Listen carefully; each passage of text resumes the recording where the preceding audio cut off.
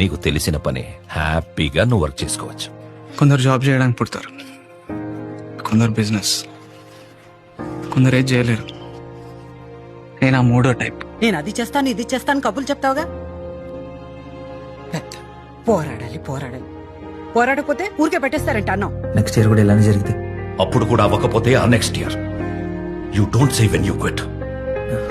నన్ను వదిలేండి sir please. చూసావా, you give up and you walk away every single time. Life తో కూడా ఇదే చేస్తున్నావు. ఆ జనాలు ఆ గోల్ చూస్తుంటే మన వల్ల అయ్యేలా లేదురా. చిన్నప్పటి నుంచి భయం. చిన్నప్పుడు కరెంట్ పోతే భయం, నానంటే భయం, స్కూల్ అంటే భయం, రిమార్క్స్ వస్తే భయం, తప్పించుకొని తిరిగేవాడిని. నాకు రెస్పాన్సిబిలిటీస్ ఇష్టం లేదు, రెస్పాన్సిబిలిటీస్ అంటే భయం. నా లైఫ్ అంతా నేను ఏదో చేసేస్తాను, ఏదో అయిపోతానని నాకన్నా ఎక్కువగా నమ్మిన వాళ్ళందరినీ డిసప్పాయింట్ చేస్తూనే ఉన్నాను సార్. నాకేం అర్థం కావట్లేదురా. బయటికి తెలియట్లేదు కానీ లోపలికి తుడిచేస్తుంది. ఒకటే లెక్కరా, పుట్టే ఉంటే గొప్పగా ఉండాలి, గొప్పగా బతకాలి, బతికించాలి, అంతే.